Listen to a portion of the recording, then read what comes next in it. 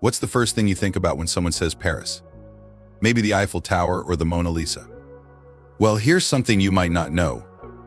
Every day, more than 30,000 people try to see the Mona Lisa. That's like filling up 15 big movie theaters, all trying to see one small painting. Most people can't even get close enough to see it properly. Let me tell you about Venice too. It's a small city in Italy built on water.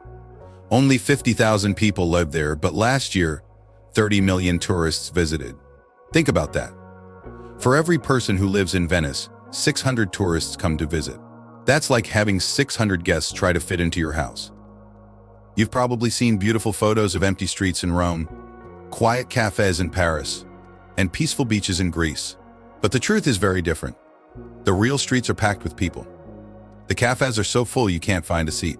And those peaceful beaches, they're covered with tourists. Something big is happening in Europe's famous cities. Local people are worried. Their homes are changing. Their favorite shops are closing. And the places they love are getting too crowded to enjoy. In this video, we'll show you what's really happening in these cities. We'll talk to real people who live there. We'll look at how tourism is changing their homes. And we'll see if there's a way to fix these problems. This isn't just about tourists and vacations. It's about real cities, real people, and real problems that need fixing. Let's find out what's really going on in Europe's most visited places. Let's talk about what we see on social media versus what's really there. You know those perfect Instagram photos of the Trevi Fountain in Rome? The ones with just one person standing there making a wish? Well, here's the truth. Photographers wake up at 4 a.m. to get those shots. During normal hours, there are usually 1,500 people around that fountain. You can barely see the water through the crowd. Social media only shows us the pretty side. But let me share what happened in Barcelona last summer. Maria, who lived in the old town for 30 years, had to move out. Why? Her landlord turned her apartment building into a tourist hotel. The same thing is happening all over the city. In just 5 years, more than 10,000 local people had to leave their neighborhoods because they couldn't afford the rent anymore. Amsterdam has an even bigger problem. Regular houses are turning into Airbnbs so fast that young people can't find places to live. The numbers are shocking. In the city center, 1 in every 4 homes is now a tourist rental. Think about that. In a normal street with 20 houses, 5 of them are full of tourists instead of local families. The real problem isn't just about pretty pictures versus reality. It's about how these perfect social media posts are bringing more and more people to places that are already too full. Last year, when a coffee shop in Paris went viral on TikTok, the lines got so long that local people couldn't even walk on their own sidewalk. The shop had to close for 2 weeks because things got out of control. Even small towns are feeling this pressure.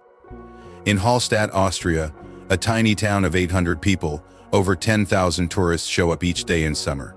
They come because they saw pretty pictures on Instagram, but these photos don't show how the town's daily life has completely changed. Local kids can't ride their bikes anymore because the streets are too crowded. The small grocery store now only sells souvenirs.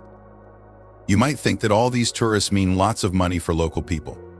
In some ways, that's true. Tourism brings in big money. In 2023, tourists spent more than 400 billion euros in Europe. But here's the surprising part. Many local people aren't getting richer. They're actually getting poorer. Let's look at what happened in Dubrovnik, Croatia. This city became super famous after it appeared in Game of Thrones. 10 years ago, there were lots of local shops, bakeries, shoe repair stores, and family restaurants. Now, most of them are gone. Instead, you'll find Game of Thrones souvenir shops, big chain restaurants, and expensive fashion stores. The tourists come, take photos, and spend money. But most of that money goes to big companies, not local people. The same thing is happening in Venice. 20 years ago, you could find dozens of small food markets where local people bought their groceries. Today, most of these markets have closed. They've been replaced by shops selling carnival masks and glass trinkets to tourists. Local people now have to take a boat to the mainland just to buy basic things like bread and vegetables. Here's another problem: jobs. Yes, tourism creates lots of jobs, but most of them don't pay well.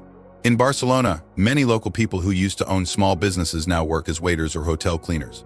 They work harder but earn less money. And these jobs only last during the tourist season. In winter, many people don't have work at all. The biggest problem is with housing. When tourists are willing to pay 200 euros a night for a room, why would landlords rent to local people who can only pay 800 euros a month. In cities like Amsterdam and Lisbon, whole neighborhoods that used to be full of families are now just tourist apartments. Regular people who work as teachers, nurses, or store clerks can't afford to live in their own cities anymore. Now let's talk about what tourism does to the environment. Think about those huge cruise ships you see in Venice. Each day, one big cruise ship puts out as much air pollution as 14,000 cars. In the summer, Venice gets 3 to 4 cruise ships every day. That's like adding 42,000 extra cars to a city that doesn't even allow regular cars. The trash problem is just as bad. In summer 2023, tourists in Greece left behind so much garbage that some beaches had to close. On Santorini Island, tourists create 4 times more trash than local people. The small island's garbage trucks can't keep up. Plastic bottles and food packages often end up in the beautiful blue sea. The problem isn't just on the ground, it's in the air too.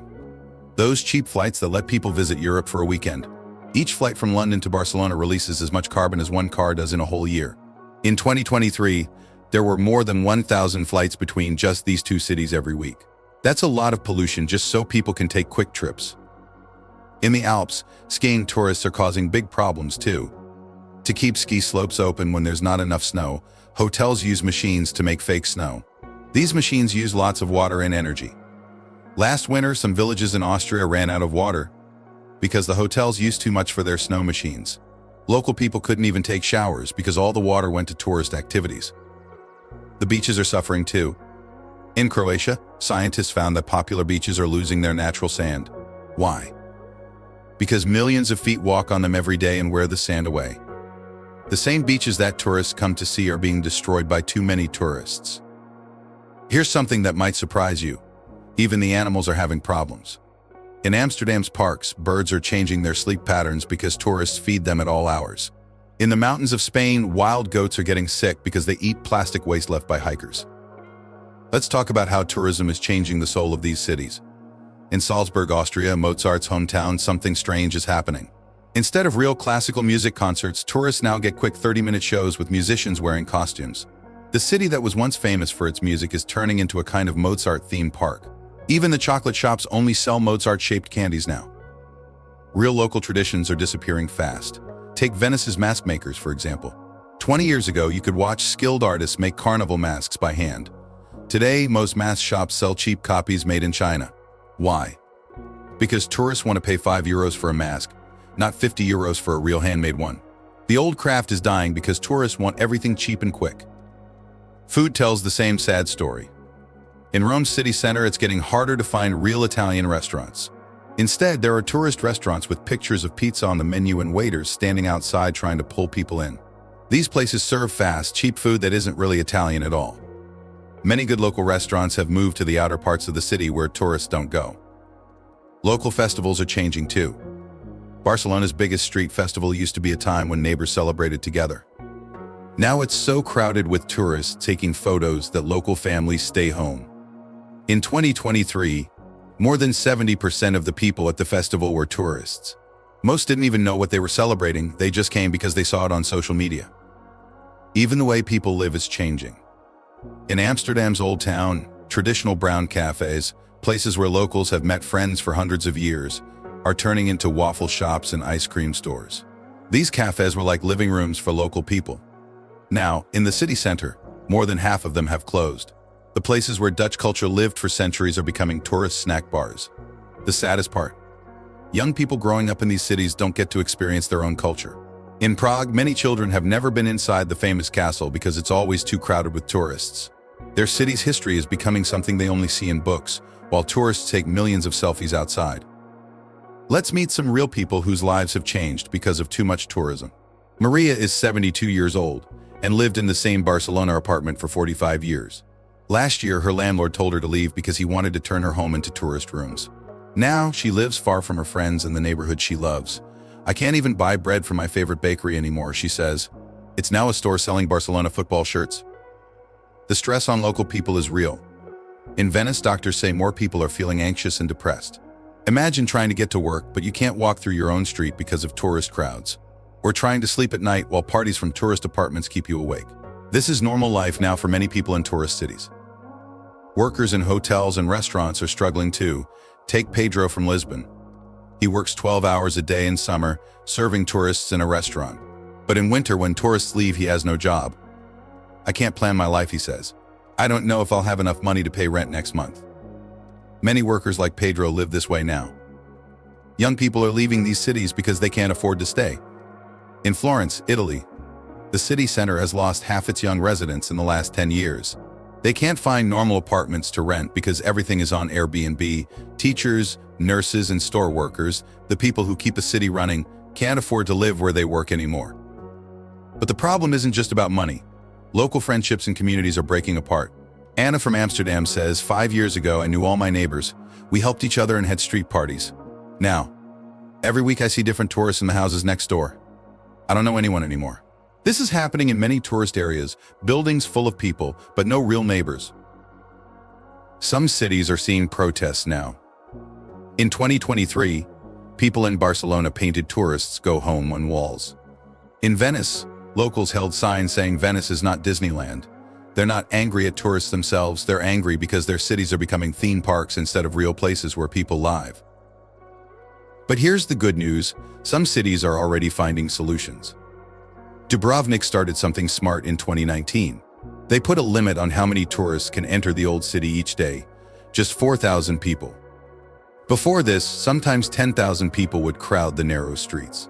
Now, locals can walk to work again, and tourists enjoy their visit more because it's not too crowded. This idea worked so well that Venice is starting the same thing in 2024. Copenhagen found a different solution. They encouraged tourists to visit other parts of the city, not just the famous spots. They made maps showing cool neighborhoods that tourists usually don't see. This helped in two ways: famous places became less crowded, and local businesses in other areas started earning more money. Now, tourists get to see the real Copenhagen, not just the tourist version. Amsterdam made a bold move. They banned new hotels and tourist shops in the city center. They also made a rule that houses can only be on Airbnb for 30 days each year. This helped local people find homes to rent again. The city feels more alive now because real people live there, not just tourists. Some cities are using clever technology too. In Barcelona, an app tells tourists which attractions are crowded and suggests better times to visit. If the Sagrada Familia is too busy, the app recommends other beautiful places nearby. This helps spread tourists around the city instead of everyone going to the same place at the same time. But the biggest change needs to come from how we travel.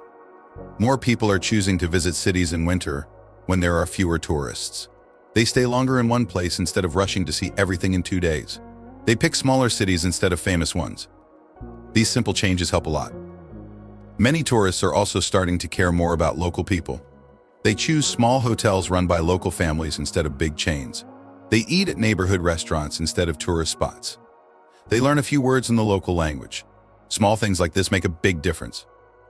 The future of tourism doesn't have to be bad. We can still enjoy these beautiful places without hurting them. But we need to travel differently, more carefully, more thoughtfully. Cities belong to the people who live in them. As tourists, we're just guests. And good guests try to leave places better than they found them. Remember, every big change starts with small steps. Next time you plan a trip to Europe, think about how you can be part of the solution, not part of the problem.